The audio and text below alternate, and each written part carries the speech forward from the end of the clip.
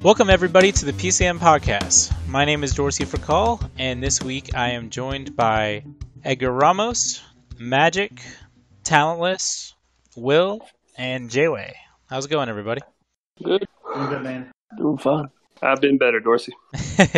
So before we get to our Cups, which just finished up this last week, since we were off last week, got to get right into our Super League and the incredible finish that it was with Orlando Pirates beating River Plate on the final day. So let's just dive right into it. Jayway, how did it happen? How happy are you? You know, what's it been like at Orlando? Well, I mean, on an individual level, I personally am very happy because it's the first title I've ever won in FIFA 11 versus 11 yet. Of course, my team is kind of full of guys that have won a lot of titles, but they're all happy to win that first Super League title too. You know, going into the last game of the season, I felt really confident about it.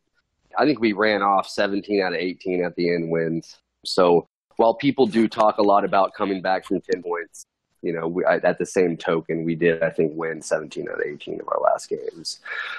So overall, we're very happy about it, and hopefully we'll have the same squad back to defend our title next season. So that final game against River Plate, was that you guys won 3-0, and you did score a couple of those later. Was that game easier than you expected it to be?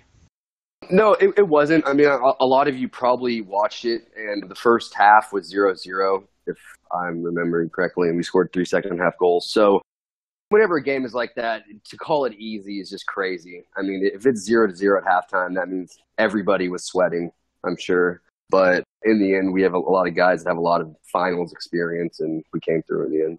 So, Talentless, if I'm not mistaken, you were on the bench for that game for River Plate. Oh, I thought that was hilarious. But there's nothing surprising. Had a lot of ridiculous choices when Tantaran's in charge, so there's no surprise there. And that's not talking, that's just like supported by how many games he was in charge when Kessie was out. I think if Kessie was available for the whole stretch run, you guys would have finished off the title. I do think that, not just because he being on the field, being probably the best striker throughout the season, but just because he would be calling the shots and not some joker who wants to change formations and lineups and personnel every time he's in charge, just so that he can play where he wants to. Anyone else surprised in the end that Orlando was able to win the title, or did you guys maybe sort of expect this when River Plate started to struggle? I expected a closer game, seeing how it's for the title and all. I was really surprised it ended up 3-0. Especially after the first half. I just think River Plate missing Kessie was really the difference. It would have been nice to have him play and see how that would have turned out with him in the lineup, but still, regardless, 3-0 in the final. It would have been nice. I know there were some efforts to try to reschedule it since Kessie wasn't going to be able to make Sunday, and it just didn't work out, so it is what it is. I tend to agree with Magic there. I mean, it would have been nice to have, the best striker in the league, arguably, play in that final. It's a huge game. It's probably the biggest game of the season. All in all, I think it was a pretty good game, entertaining. I think the scoreline favored Orlando a little bit, but River Plate didn't play poorly, so I think it was a good game. Once Orlando got that first goal, they were able to kind of just sit in their defense. Not that they just parked the bus or anything, but it seemed like they were able to hit that counter really hard, take advantage of any mistakes that River Plate made, and they made a couple, and Evo and Laser just were ruthless in that game. Well, and in the first half of the season, most of our wins were happening because we were getting clean sheets, and there were a couple guys on the team that don't really know how to handle it if you get scored on. So I'm sure that led into it once they got that first goal. I can only imagine what the chat was like. I'll also say, I just kind of shout out Evo, because in that game, I mean, he had all 3 of the assists in the second half, and he was just, doing what he does, really. I mean, that's what makes him so good. That's why he led the Super League and assist. Yeah, so I think this season will, unfortunately for a lot of River Plate players, this will be known as the River Plate collapse season. Yeah, it's a shame. They were a good team, too. Starting to move down the table a little bit. I mean, right there in third place. You ended up only 3 points behind River Plate with Manchester United Magic. Was that a really, really successful season for y'all in the end from where you maybe expected to be at the start? Yeah, it was a successful season. Finishing third out of 20 teams is, it's a huge accomplishment for a lot of teams. A lot of teams would have took it. As far as like what I hope to finish was obviously first, because I feel like we had the talent on the team to do that.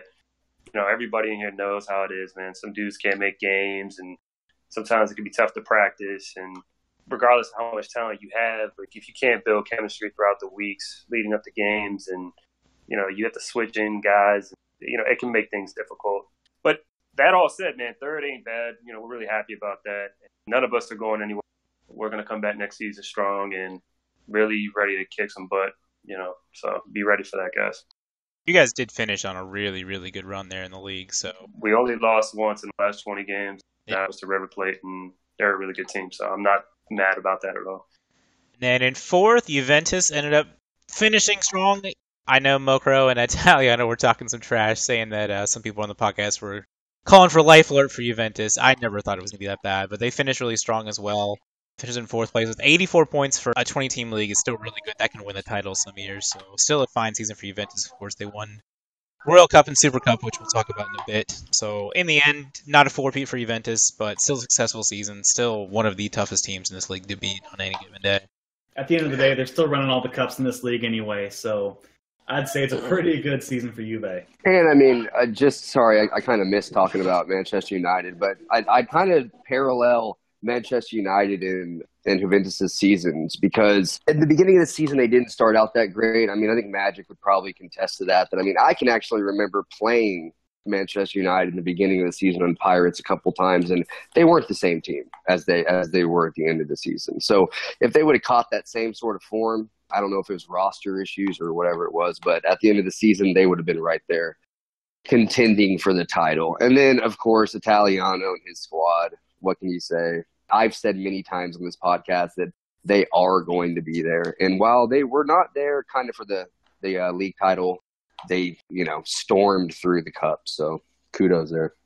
Fifth, Arsenal ended up there. They won themselves a PCN Cup this season, finished fifth. It was some players who played together, but it was also kind of a new team. So I think they'll be pretty satisfied with finishing top six and are very competitive at the top of the league this season. Sixth and seventh was kind of a race for the bottom at the end. Young Boys and Man City both struggled towards the finish line. Young Boys got 1 point above Man City to get into the Super Cup, but Will, sort of what happened the second half of the season at Man City that kind of ruined what was a really good start? Well, at the start, we had a pretty solid team to begin with. As everyone knows, Zlatan is somehow like the most miraculous recruiter of all time. We had a pretty solid team, but like about halfway through, whenever the transfer window opened up, we had three really good starting players leave for us, and Gummy and Peanut and Kangaroo. And whenever that happened, man, we lost all sense of form. We went all over the place, and we just couldn't catch our form back. And at the end of the season, we kind of picked it up a little bit more, but we just couldn't keep goals out of our own net. Really, that really hurt us the most.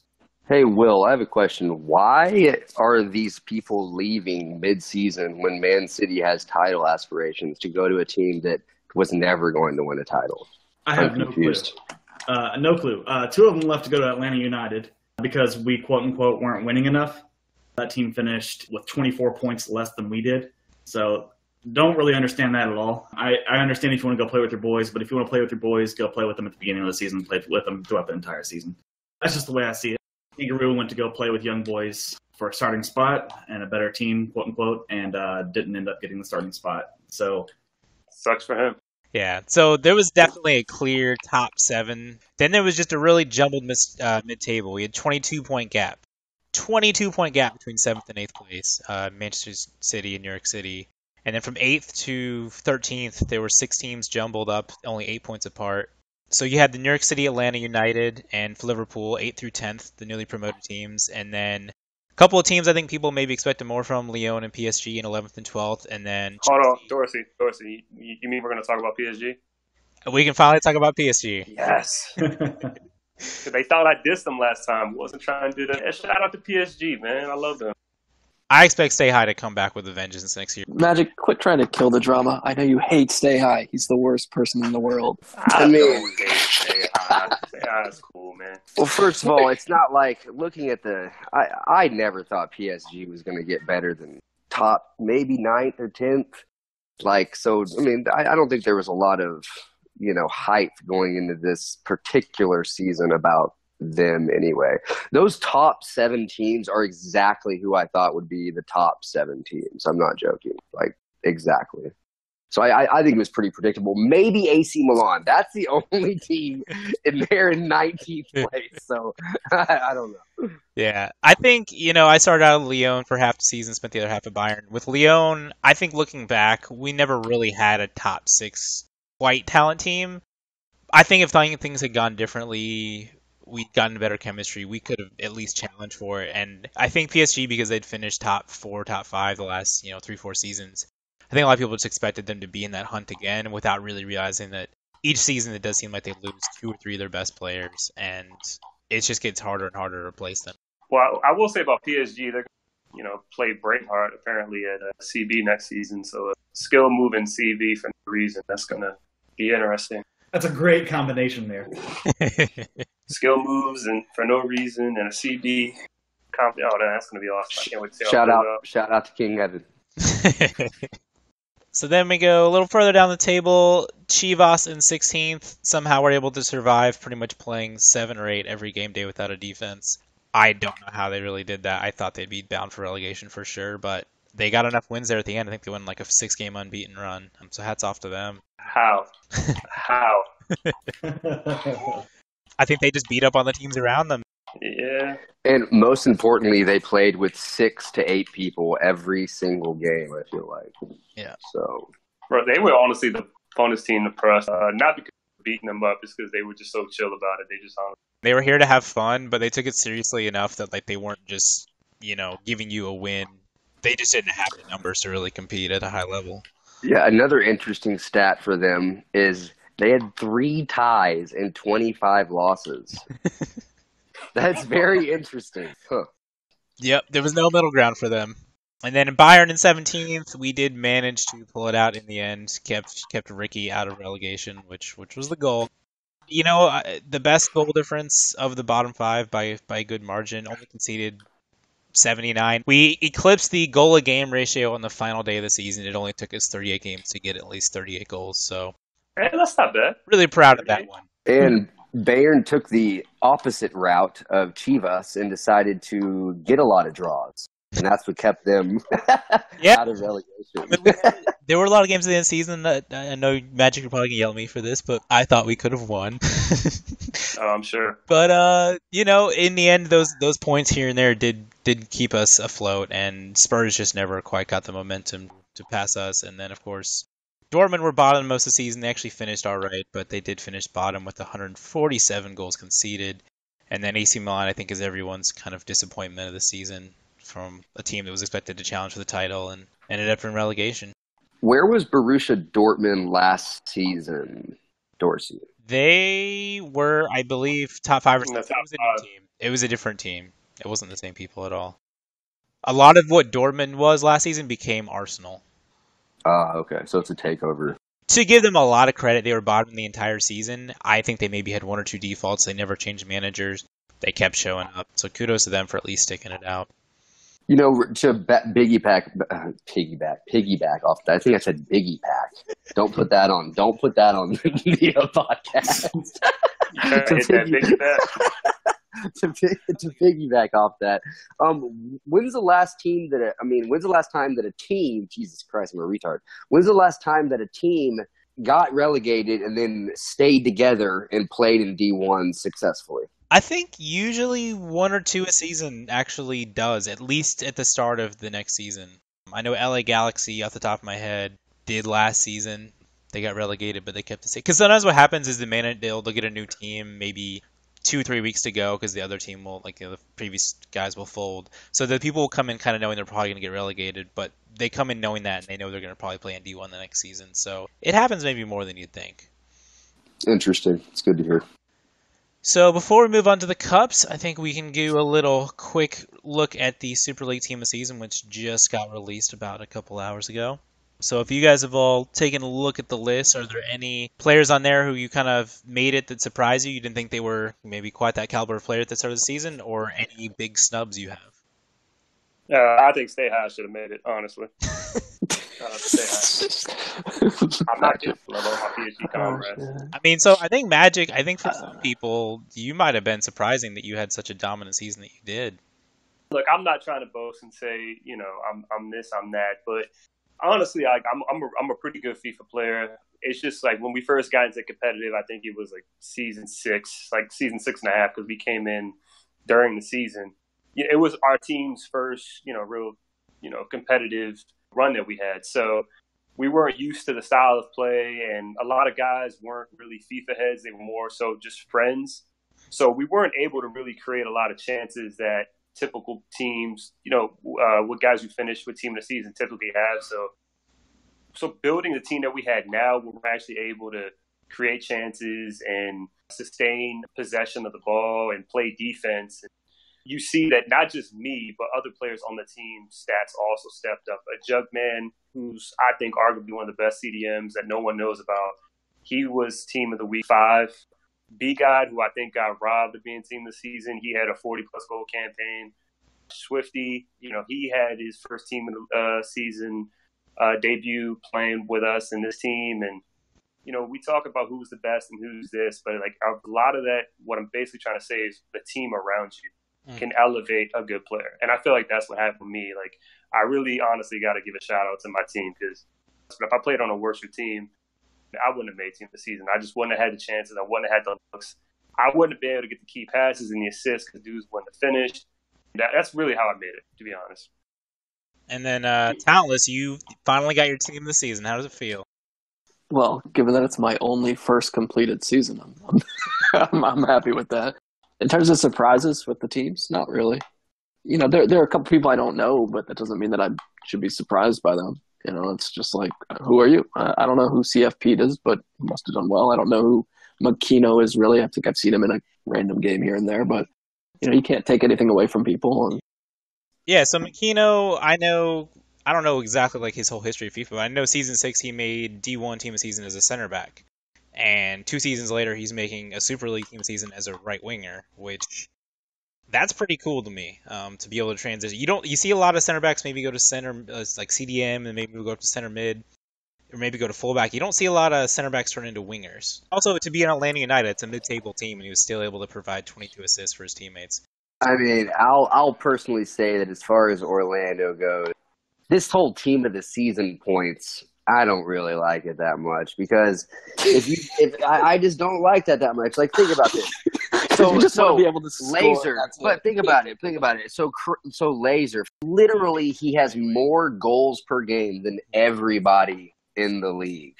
Easy.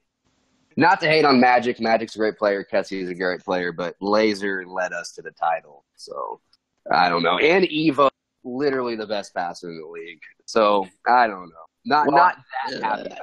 But I think the thing that PCN does better than the other leagues is actually track a vast array of stats that'll give you an idea of who is a more complete player. You're going to have poachers, you're going to have great strikers, and that's great. But listen, I didn't put positions 1 in for our strikers all season. If that was the case, Laser would have been first. He didn't put in yellow cards either. I'm just saying, like, he'd have been first by a The team also decided purely on team of the season. People look at different things and analyze and vote from different ways. Like, it's not just who gets the most points. Anyway, just be happy a couple of your players made it. I would just disagree on that one.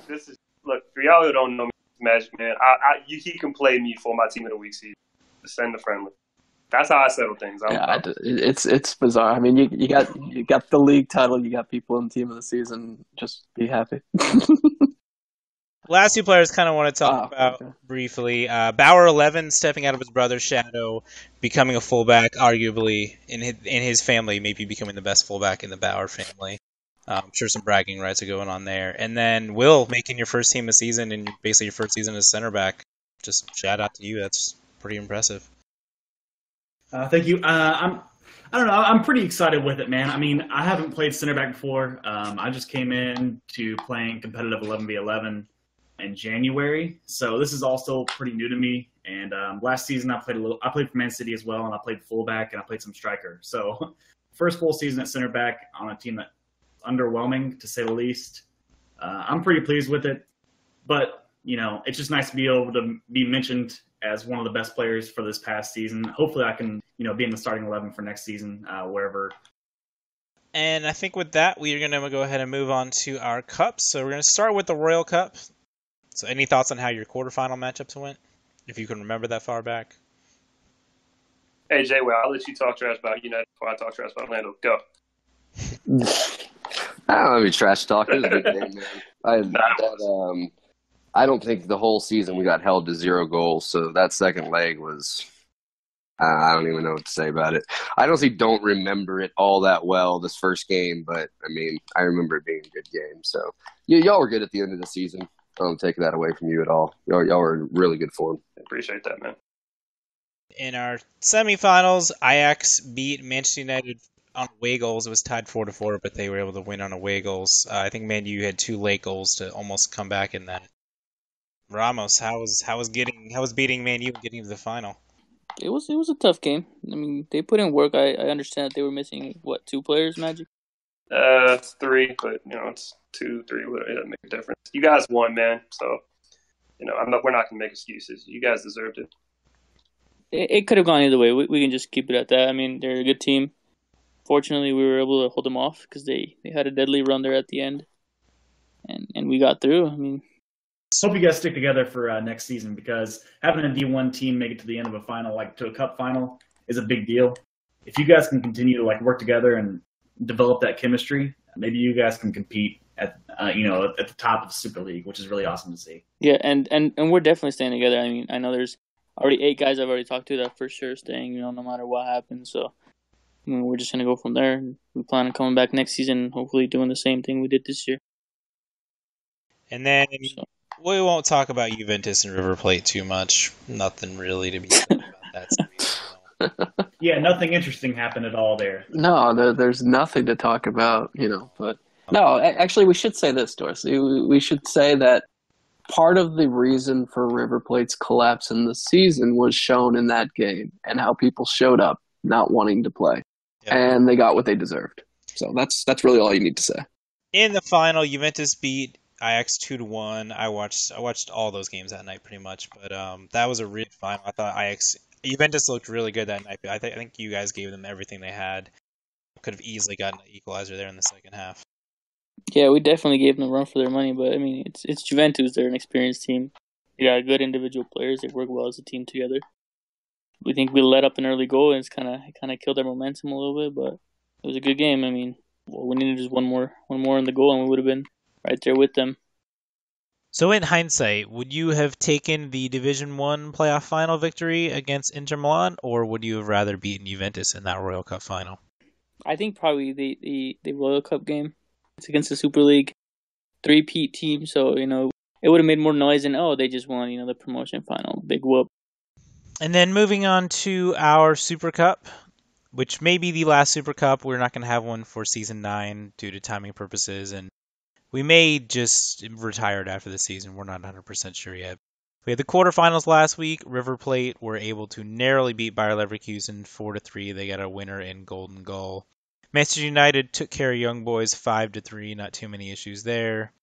Orlando beat Benfica 5-1. Again, another pretty easy game. Then Juventus just barely slipped by Arsenal 1-0 over 2 legs. So you could tell they were really locked in on the defensive side. Then in our semifinals, we had River Plate get some redemption from this Royal Cup, where they beat Manchester United 2-1. And then we also had Orlando falling to Juventus 5-4. Both of those were really competitive ties. I had both of them on my screens. And yeah, Magic, you got anything to say? You saw the game, man. Hey, look, I'm not gonna make excuses. I'm not that type of guy. Hats off to River Plate. They played better. For good stretches of the game. I felt like through stretches of the game we were better, but it is what it is, man. FIFA, sometimes the luck just isn't on your side, and they were fortunate. So in the other semifinal, JY, you definitely also had some bad end of the FIFA luck, and you played with 10 men, and that clearly made a difference for you guys. Playing with 10 men, that's always going to be a problem, especially against anyone who's any good at all. If you watch the game, the first leg was very unfortunate because we had a very, just so dumb own goal whenever we're all trying to just clear the ball in the box. So we would have had a 2-0 lead going into the second game, but we had a 2-1 lead. And I'll give it to, I don't know if it was probably Italiano. kind of guy who would make that decision. You could tell they changed their game plan, and we didn't have fullbacks. And I think it would have been smart for us to either move some people around or change the formation for that second game, because in the first game and we won with 10 men. In the second game, we just fell apart because they just started coming after our computer players. So, it is what it is. It was upsetting, but what are you going to do? And then the final, Juventus was able to win 3-1. It was back and forth game for a while, and then Juventus took the lead. They got a third goal, I think, in like the last couple of minutes. Juventus, they're just the king of these cups. I think that's 3 straight Royal Cups, 3 straight Super Cups. So just shout out to Juventus. I know Italiano's going to be stepping down as manager, and we'll see how they go from here. They've kind of the bad boys of PCN to an extent. People love to hate them, but you got to respect what they do. I wouldn't bank on Italiano stepping down. I think he'll see the light. We'll see. I mean, that's his story. He created like the closest thing you can get to a dynasty in this league. I mean, it's only, we're 8 seasons in. They've won 3, Super Leagues in a row before this, or they just dominated these cups for the last 3 seasons too.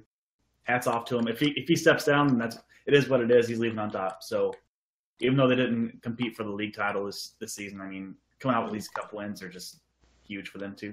Did anyone keep track of how many goals Mokra scored in their last couple of games against Phil? I feel like it seemed like he put like a dozen in. Yeah, I feel like he scored almost every goal at the end. And anyone watched his stream, he had some. I mean, Mokra was a character. He had some great reactions to his goals too. Could you imagine though somebody coaching Italiano? I'm just saying that'd be tough for anybody to come in and try to manage him. Not to say that he'd be a bad teammate. I'm just saying like the pressure of like. I'm pretty sure Italiano is a coach in real life. Yep. That's his job. So. Well, I think he coaches kids, so I'm sure those kids. Jesus, can you imagine him just berating them? Good grief. Well, with that, I think I just want to say a big thanks to everyone who participated in Season 8 and made it what it was. That goes to admins, editors, managers, players, just anyone who had any part in the season. I think it was a lot of fun. Definitely the most interesting final day I think we've had of this season in terms of the title race.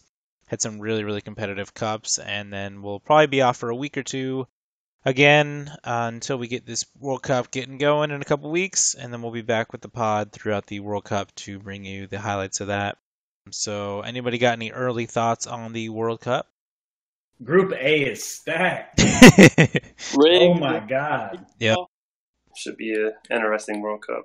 Yeah, especially with all this drama that's been going on in PCN the past couple of weeks. I'm eager to see which teams stick it out and which teams, crumble and fall apart. River Plate-esque, maybe. I think that the cream should rise to the top in the end. But neither of the teams that kind of got to the final last time are exactly the same. Germany's similar, but it's not exactly the same, of course. And then Wales, that was kind of a one and done. So I don't know if there's a clear favorite right now. Can we get predictions for that Group A? What do you guys think? It's not going through. Spain ain't going through. I said it. With the bands, think they're not gonna make it. Nah, they ain't gonna make it. I think the drama more than the bans at Spain can be the issue. What's going on with Mexico? They changing manager. So Rio stepping down, Ronaldo's taking over. Yeah, they're going through a couple changes, but I think probably half the team is staying. So, hey, Magic, aren't you playing for Germany? Nah, man. Yeah, I'm actually going to be going to Spain during the quarterfinal round of the World Cup, and I didn't want to put my I didn't want to put my team at a disadvantage, missing the knockout stages and not being able to manage. So I gave it to my co-manager at Man United, B-God, and I know he's going to do a good job, and in getting them through it and taking them as far as he possibly can. I think that'll pretty much do it for this week's podcast, unless anyone has anything else. Maybe the All-Star game? Yeah, that's a good call. Yeah, so good call, Ramos. So this Sunday, 8 and 8:30 will be the 2 legs of the PCN All-Star game between the Super League and Division 1 teams of the season. Anyone who is on those teams that shows up will be able to play. This is, I think, our 3rd variation. So far, the Super League is 2-0. But the D1 team, I think, has the best chance this season that they've had. First of all, I think it's the best D1 team this season we've had. But I think also a lot of those guys just play together all the time. Whether they're on the same team or not, they have a lot of chemistry. So, Ramos, I'm looking forward to playing you. We're gonna take it for sure. You can bet on that one. No fucks given right now. I'm saying it. We're winning both games. Both games. All right. Both games. And I'm coming for Dorsey. I mean, what about this daddy dick real quick? I'm going to take out your knees. I already gave you one daddy dick, Magic. I don't give you. You want me to give you another one? You'll have to hold that one for Sunday. We'll see what happens. So that'll do it for this week's podcast. We'll be off next week, and then we'll have a preview of the World Cup the week after, and then we'll also be here for all the World Cup action, bring you some hot podcast takes. But I just want to thank everyone again for a great Season 8. It was a lot of fun. It was long, but it was a lot of fun, and thanks everyone for participating.